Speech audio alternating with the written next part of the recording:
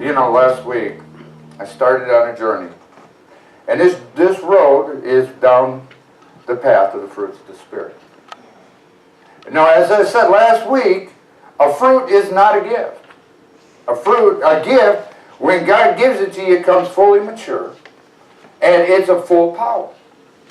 When God gave Peter and the disciples the speaking of tongues, they spoke it maturely. Same thing with most of the other gifts, prophecy, knowledge. When they come in their fullest of power.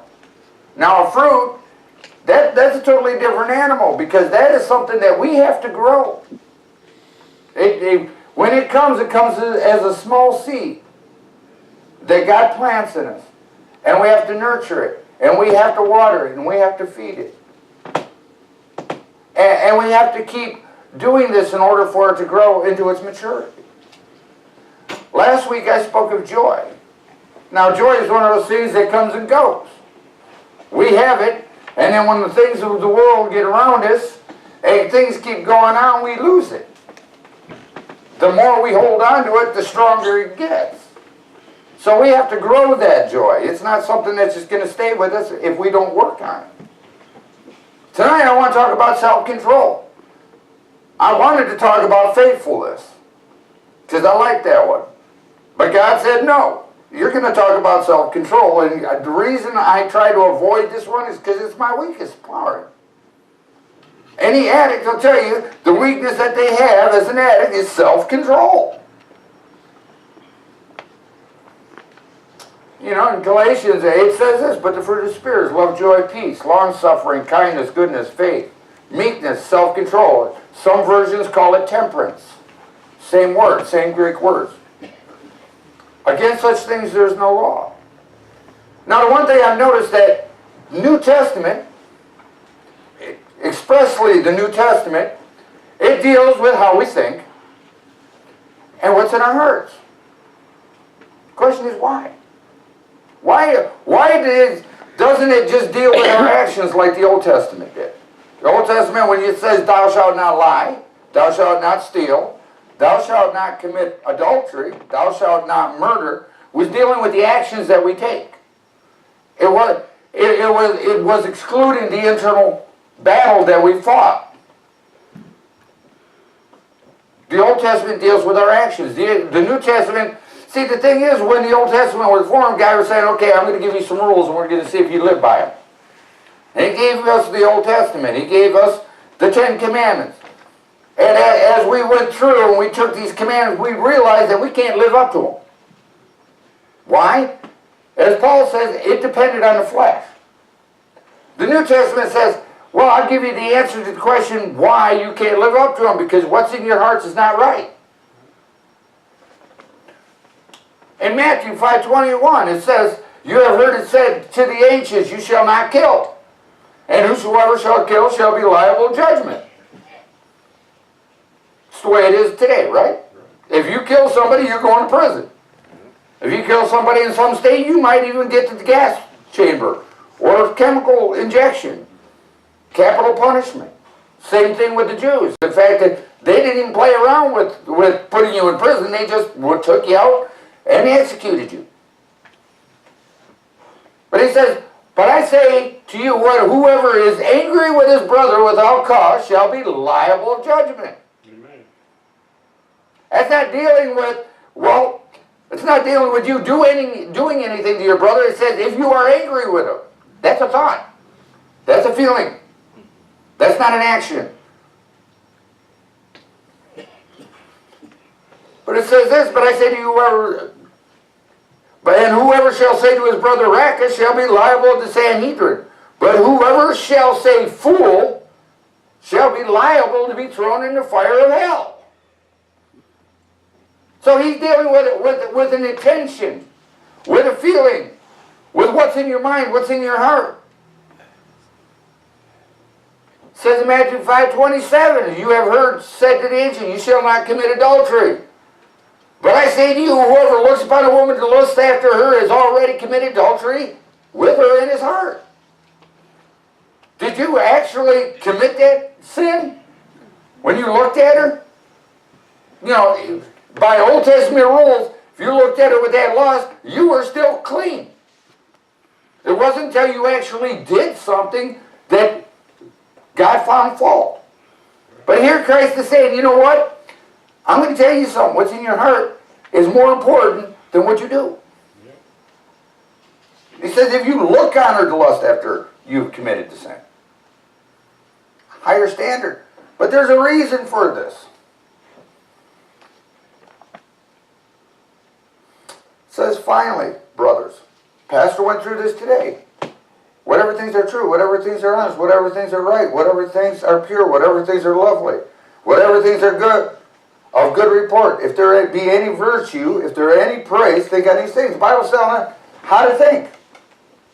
So what's in our heart and how we think is very important to the way the New Testament is written, what Christ was pointing towards.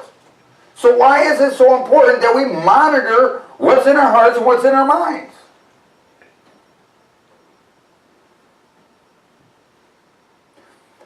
The reason, what we think, what's in our hearts, what's in our minds, what we dwell on, what we think about, that is going to become an action at some point.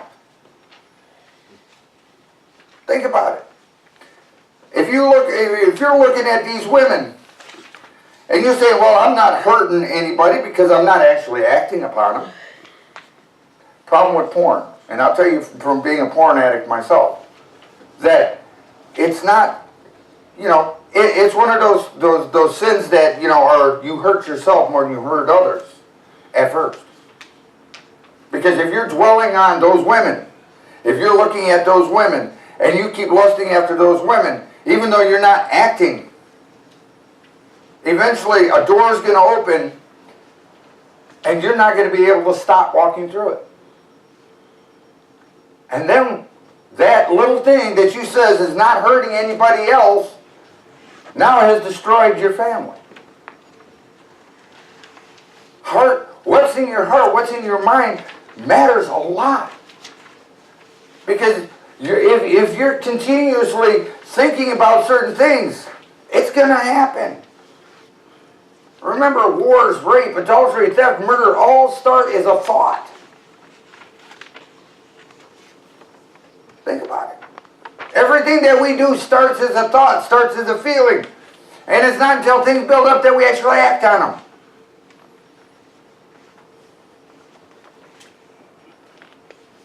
Romans, it talks, I'm going to read it. It says, Romans 1:21, because knowing God they did not glorify Him, neither were they thankful. But they became vain in their imaginations. Their foolish heart was darkened. Professing to be wise, they became fools.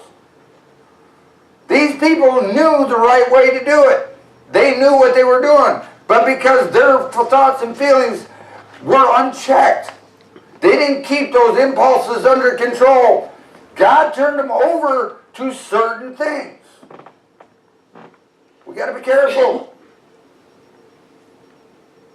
And He changed the glory of the uncorruptible into image made like corruptible men and birds and four-footed animals and creeping things. The Israelites did it at the Mount Sinai. They got weary of Moses. They were waiting for him, and they were sitting there, and they says, Aaron, make us an idol.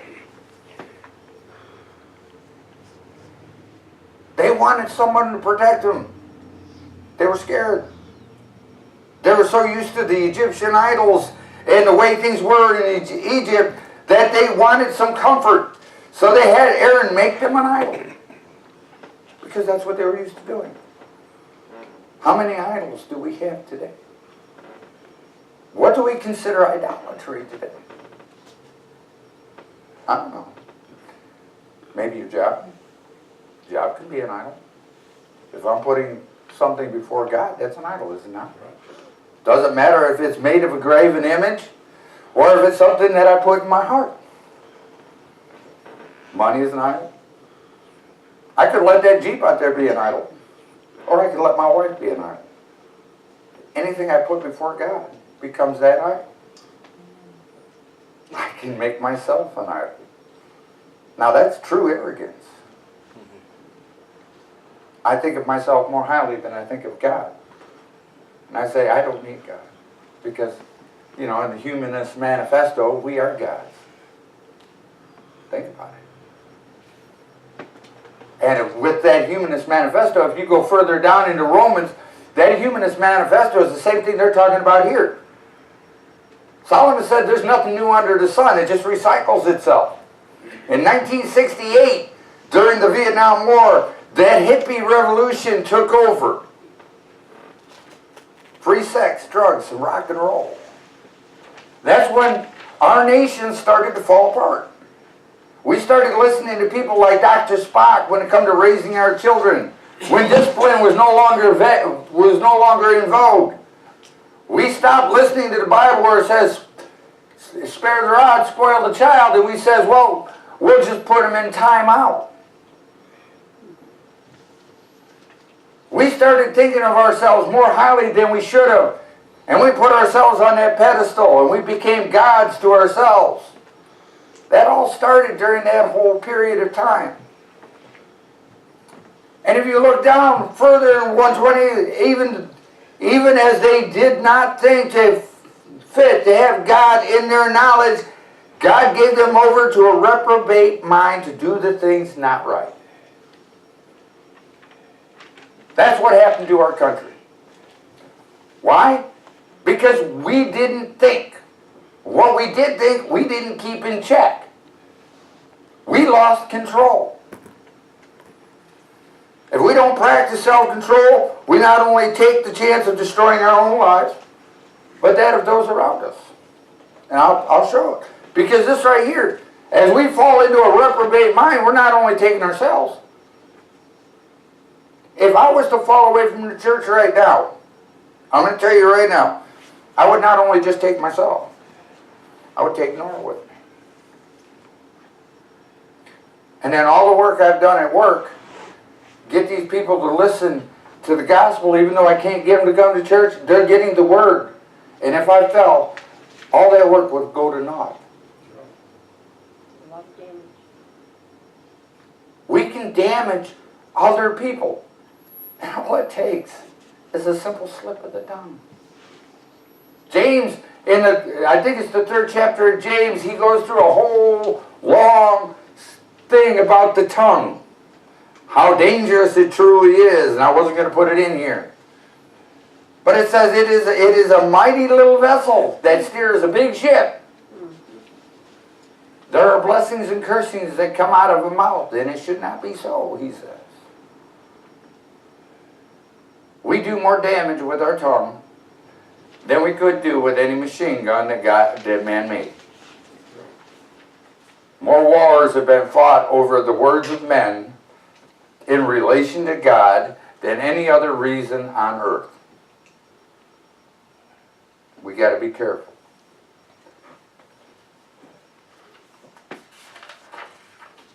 So, when we're talking about self-control, what is it? Pretty simple. It's the ability to control oneself and in particular one's emotions and desires, or the expression of them in one's behavior, especially in difficult situations. In other words, it's ability to control one's tongue, one's emotions when things get tough. When you ain't getting that sleep that you need, and you're laying awake at night, and the next morning you get up and your husband says, "Hey honey, how was your night?" and you snap at him, you lose control. How often have we done that? I know how that is. My kids know me real well. If they don't bring that cup of coffee in, they don't talk to me anymore. My kids are scared to death of me because when I was in the world, I had no self-control. You didn't talk to me until that second cup of Maxwell House. Even the wife, would walk in there very gently, set that coffee cup down and walk out and say, "Honey, here's your coffee." Because I was angry. I was angry all the time.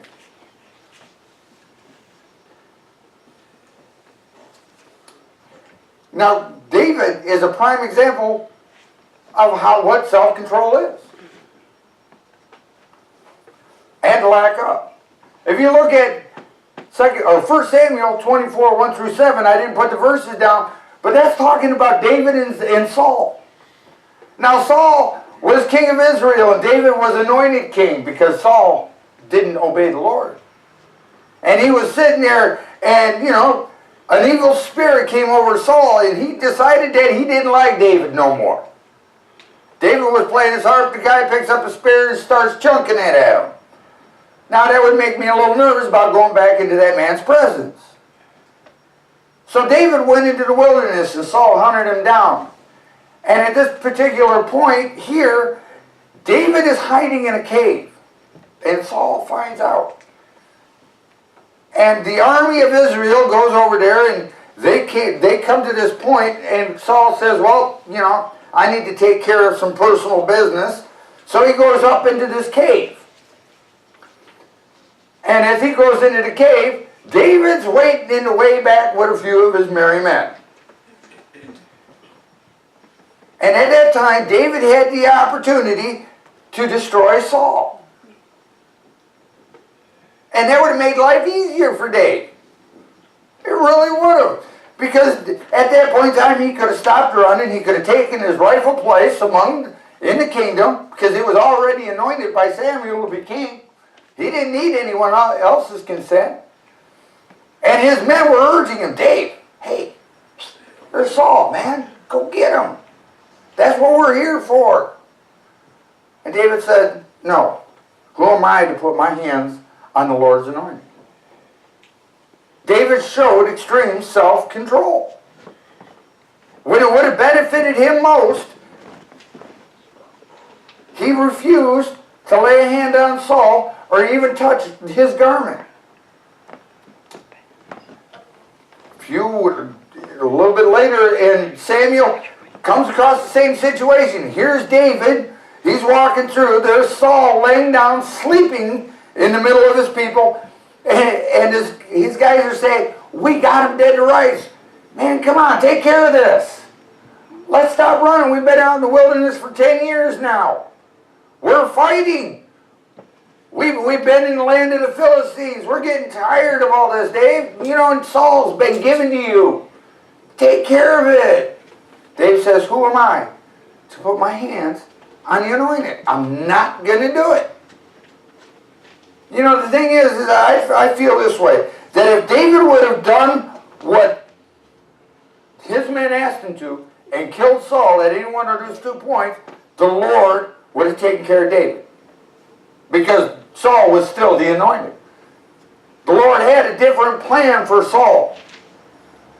And David wasn't the one to touch him.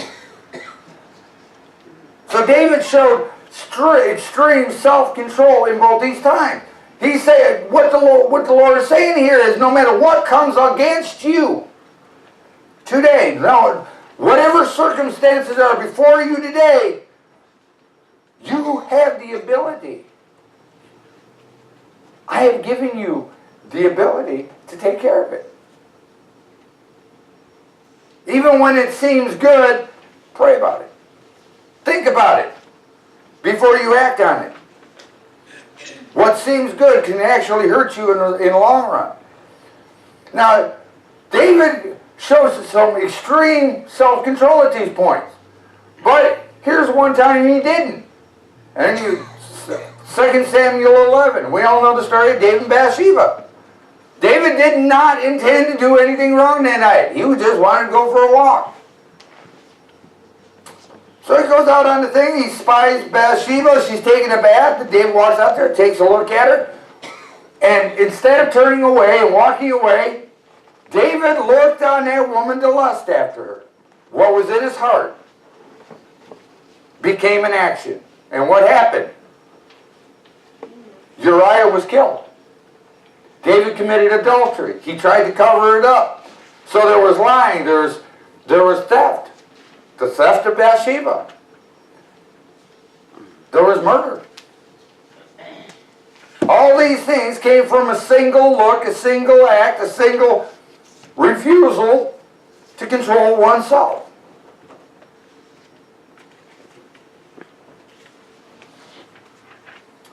See, the problem is that when it comes to self-control, Each of us has different triggers. David, it wasn't power he was seeking after. David had a problem. David's problem wasn't power. David's problem wasn't even going to church, because David loved to live in the church. David was always in the temple. He loved to praise before God. David didn't have a problem with anything. Didn't have money issues. Wasn't seeking wealth or fame. David's problem was lust. However, with somebody else, the trigger might be a little bit different. Some of us look after money. What triggers us is money. Some of us is anger. Some of us have a quick tongue, quick mouth. We have no control when it comes to what we say or how we say it or when we say it. Sometimes we can be just minding our own business and something happens and it's just that quick. You know, at work, I've been having an issue. And the Lord's been really dealing with this when it comes to self-control. Because it's not the tongue. The Lord's really helping me in that area. My anger isn't that bad anymore. And that's a miracle in itself, because I was a very angry man. You can ask any one of my children. You can ask my wife. I was very angry. The Lord's really taken that away from me. But see, the problem was when we just got our reviews. As a supervisor, you know, we give reviews every year, our annual reviews, and we get them. And you know, I'm sitting there and I do mold changes and I do other things, and I go the extra mile. I try to always do that extra mile. And my boss, she says, Jim, you know, you have a couple weak areas. I said, well, okay, I can take that. Then she told me that I got the same score as the other guys that don't do anything. So I says, okay, I can understand. And, you know, I went and signed it. But I dwelled on it. I was dwelling on it. And it was really irritating me. And I really had to think about it. And I said, Lord, why am I so irritated? He says, because you care too much about what people think. Amen. Instead of worrying about what I think. Remember, I spoke of motives some time ago.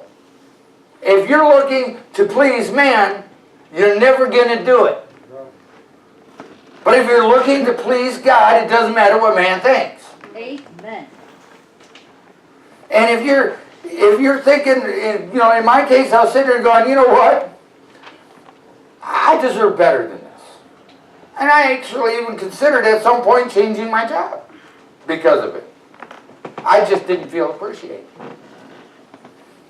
It's like, you know, and I wasn't controlling that. It was controlling me. When you let something else control you, you have lost that self-control. It's like any addiction. Ask any addict. Does the addiction control you, or do you control it?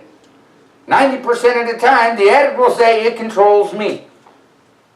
When I was an alcoholic, it didn't matter. I drank because it controlled me. When I got the urge, I drank. Same thing with porn. When I got the urge, I got on that computer. Any kind of addiction, when you feel that urge, you do it because you don't have control over it.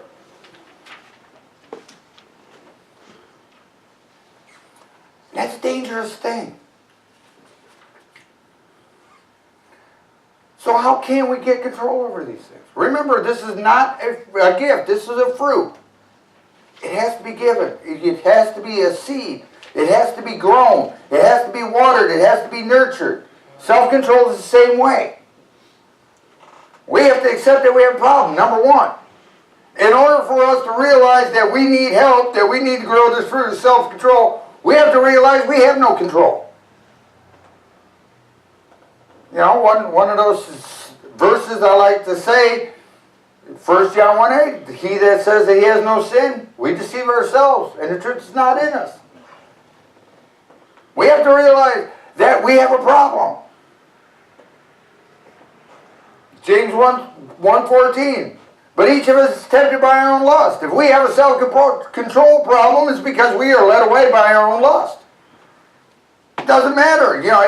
Lust isn't just sexual. We have to understand that, throughout all my years in the church, when you said lust, the first thing that comes to mind is a man and a woman. There are many other ways to lust. There's a lust of power. There's a lust of money. There's a lust of people. What I suffered from. Caring what people thought too much. I want to please everybody, so I want to go out there and work as hard as I can to make everybody happy. And when I don't, then I fall apart. And you know what? That is a pastor's downfall. We're always striving to make people happy, to get people to get along in the church, and sometimes we can't do that. Sometimes it hurts us because we have no control over it. And we get angry, we get despondent. I keep telling people, pastors are type A personalities. We like to be in control, we like to control things. We like to make sure that our flock is taken care of, and we'll do anything we can to get it done.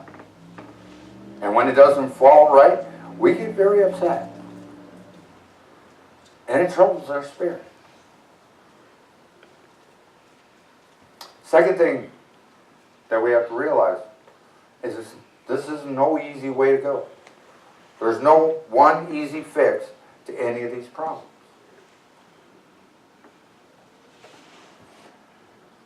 But we need to start somewhere. And I like Psalms 119 for this. It says, I will keep your precepts. Do not forsake me completely. With what shall a young man cleanse his way? By taking heed according to your word. So if we want to grow self-control, if we want to water self-control, we have to get into his word. It's the only way to start. It says, with all my heart I have sought you. We need to keep seeking him for that relief. Like Sean was saying this morning, she says, you know what? I had such a desire at that point in time that I had to get down on my knees and wait for the Lord to deliver me from that problem.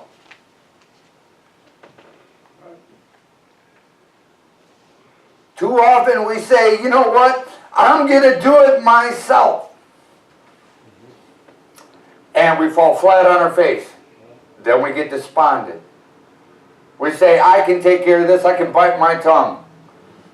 And when that thing happens, the next thing we know, we're snapping off and we're biting somebody's head off, and we're causing issues, and we look back and we say, why didn't I just go off and pray? When I knew the situation was getting heated, when I knew I was at my boiling point, when I knew I couldn't control it anymore, I should have just left and prayed about it. But instead, I thought I could handle it.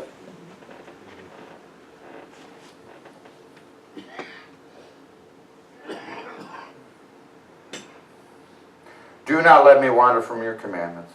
I have hidden your word in my heart so that I might not sin against you. How important is it for us to get into a daily reading? How important is it that we actually say, Lord,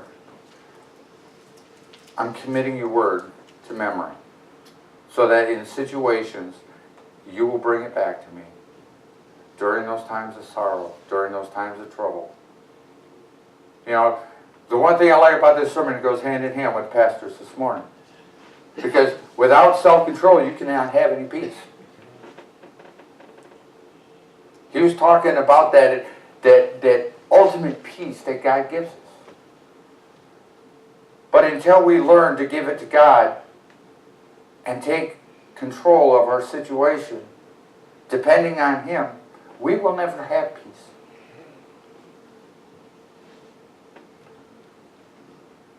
Blessed are you, O Jehovah. Teach me your precepts. Teach me your precepts. As long as we stay in the Word, and we stay seeking Him out, He will teach us how to live, how to gain that control. He will grow that fruit that we need. Whether it be peace, whether it be love,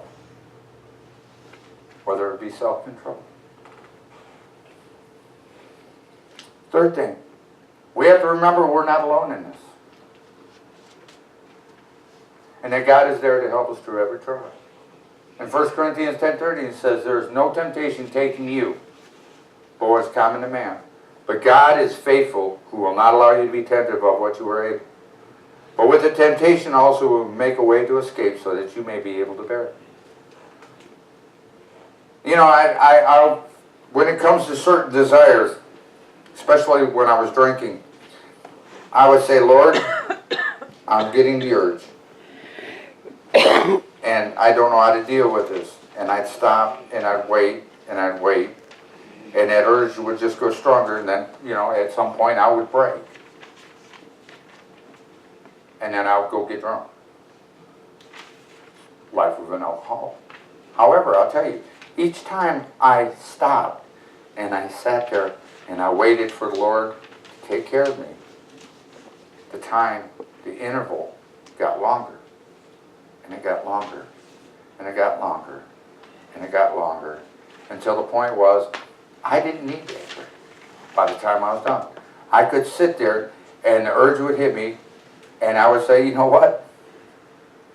I've already fought this battle, and I won it before. I can win it again. It's the same battle we can fight. It's the same thing we need to do with each and every battle we fight. You know, it's not going to be an overnight thing. You know, you're not going to say, hey, I'm done with it. I'll walk away from it. I ain't going to do it unless the Lord gives us the ultimate grace and says, like He did with the pastor and smoking, because that's ultimate grace. That is not the normal pattern for an addiction. When God took those cigarettes, and when the pastor threw them away, He never had another urge again. But that's not normally what happens. You take those cigarettes, you throw them away, and then you want another one. A week later, 2 weeks later. Same thing with alcohol, same thing with porn, same thing with any addiction, heroin. It's all the same thing. You get that urge. And sometimes you sit there and you fight with it, and you fight with it, and you fight with it, and you lose. Don't get discouraged. Because the longer you fight, the better you get at fighting it. As those battles get won, your faith grows. Your confidence grows. Your ability grows. And eventually you win that battle. Eventually you win that war. But it's not an overnight success. No war has been fought in one day and won. And once you win that battle, then the other addictions, the other problems in your life, you can apply that to them. And you're able to beat those. So it's a cascading event. So we have to realize that we're not alone.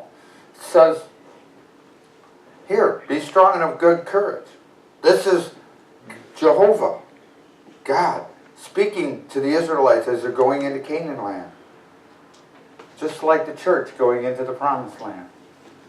He's telling us, hey, you know what? Be of good courage. Do not fear and do not be afraid of them. Do not be afraid of the struggles that you're going to face today or tomorrow. Struggles with fear, struggles with anger, struggles with addiction. Don't be afraid of them, because I'm bigger than they are. Don't be afraid of sorrow.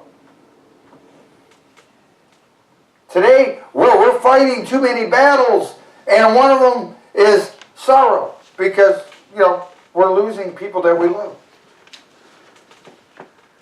Thessalonians says it this way, it says, do not grieve long. It says grieve, but do not grieve long. If you know where they're going, then you should be thrilled. Amen. You should be thrilled. You know what? I told you last week, Hey, if I died today, I'd be jumping for joy. Because, I wouldn't be here. I'd be up there. That's where I'd rather be. And if you know that's where they're going, it shouldn't be sorrow. It should be celebration. We're going to miss them, of course. But you know what? I'm happier for them than I am for myself at that point. I'm kind of jealous. Come on. You get to go up there and you get to worship the King, which is what we get to do down here, but you get to see him. You get to praise his name. You get to jump around the throne. You get to be in that mansion instead of a 60-foot trailer. Don't need to drive a Jeep because you think about it, you're where you want to be. Man, I think that would be cool. Hey, I want to go to Pete's house. Hey, Pete, what's up? No knocking. But we need to celebrate their life. Celebrate rather than, feel sorrowful for their death.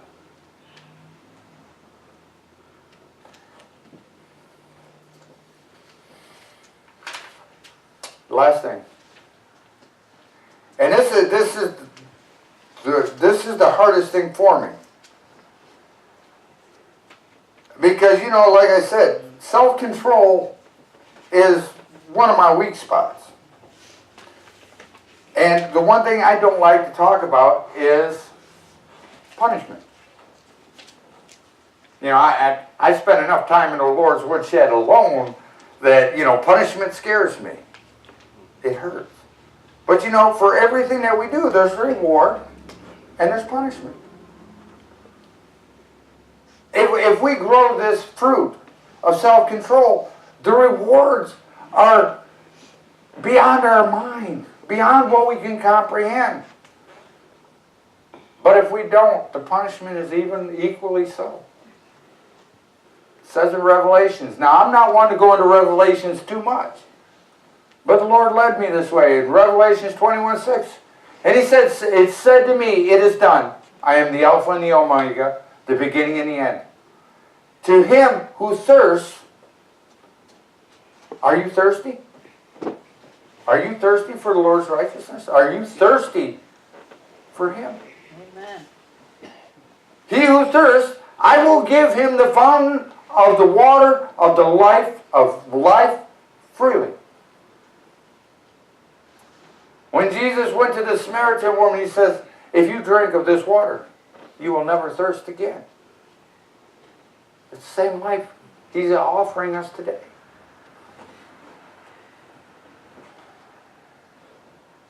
He who overcomes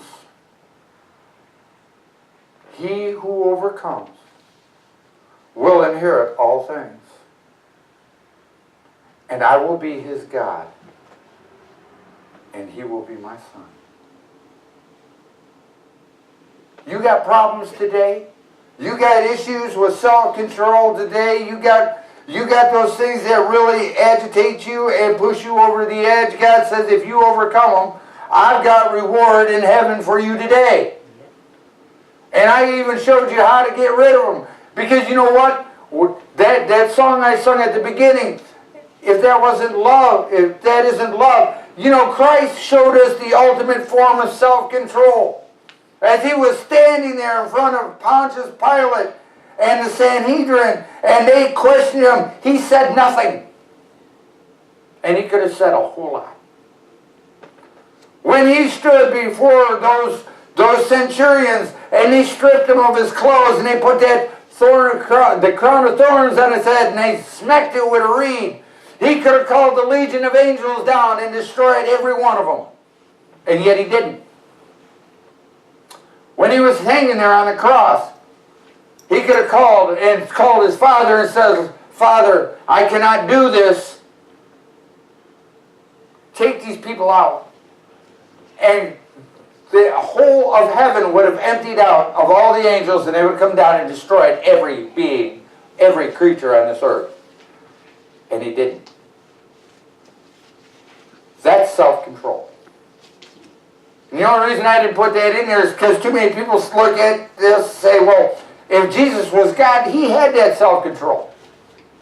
Well, yeah, but he was as much man as he was God at that point. He felt every painful smack when they hit him with that cat of nine tails. He felt that as those nails went into his wrists and into his legs. He felt it as they beat him as he was carrying that wooden cross. 2.5 miles, I believe it was, from where he started to the hill of Golgotha, and he had to carry it himself. As he was already weak from blood loss and lack of food and water. And at that very point, he could have called down destruction on the earth, and it would have had to obey. And he did. Why didn't he do it? Because he loved each and every one of us so much that he was willing to endure anything for us. And all he asks us to do is just grow these fruits. A little bit of self-control. And he says, I know where I formed you from. I know your dust, so I expect you to fall down sometimes. And I'm here and I'm faithful and I'm going to forgive you your sins. I'm going to forgive you your failures. All you have to do is try and do better each time. And I will give you that perfect peace that you want. I will give you that self-control that you need.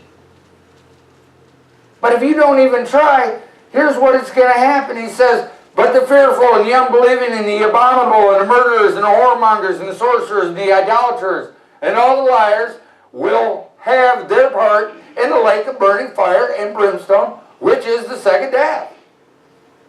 Now, I'm not one for punishment. I don't like talking about fearful things. I'm not one to use fear as a motivator. But you know what the Lord says? If you're going to give a reward, if you're going to talk about rewards, you better talk about punishments. Because there's two sides of that coin. If you're holding on to these issues of self-control, if you're holding on to anger, if you're holding on to these things because you like it, watch it. If you can't control it, God gives us a way to develop self-control. We just have to do it. We have to want it.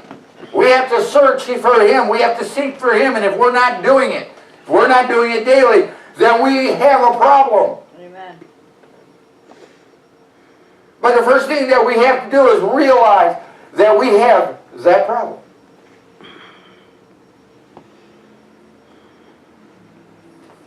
First thing we have to do is surrender it all to Him.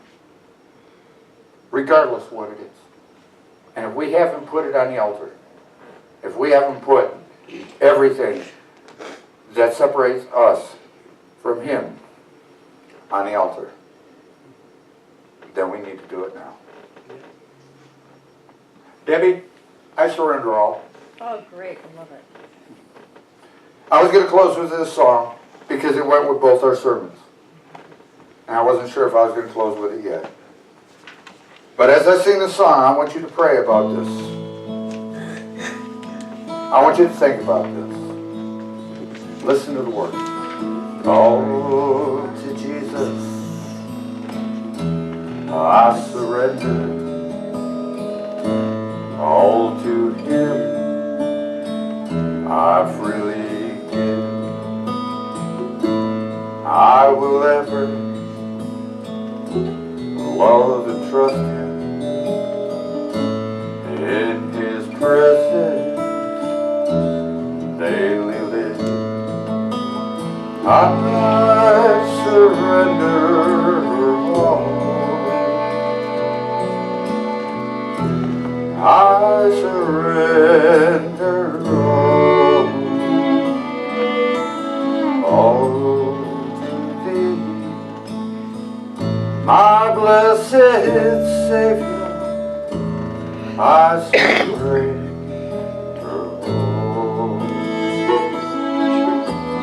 all to Jesus. I surrender. Humbly at His feet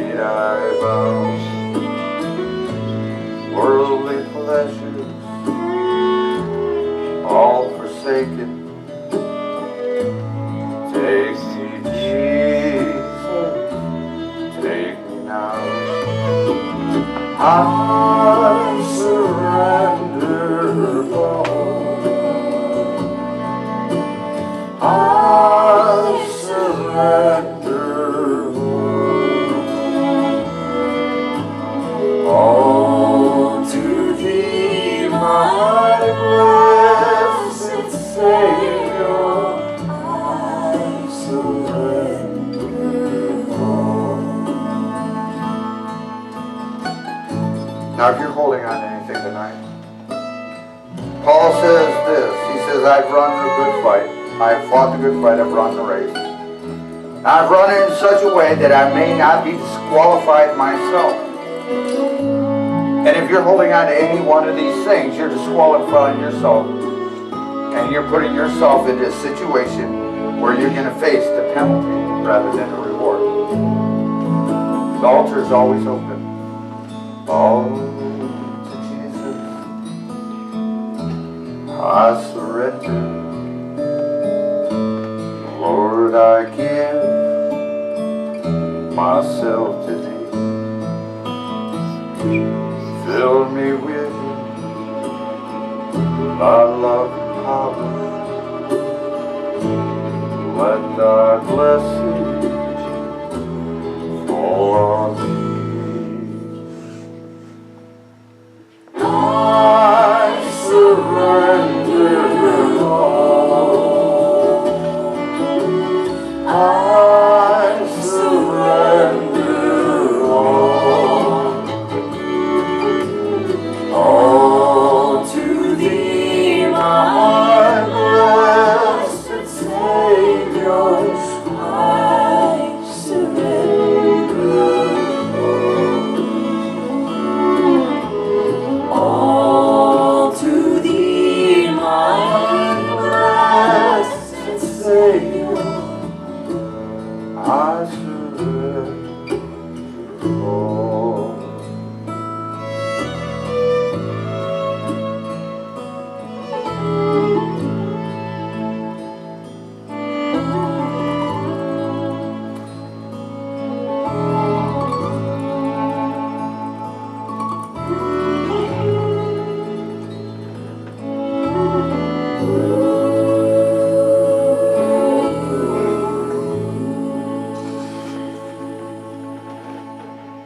I'm going to close with a word of prayer.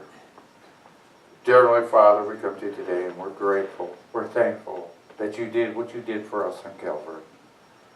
Lord, for the pain that you endured for us.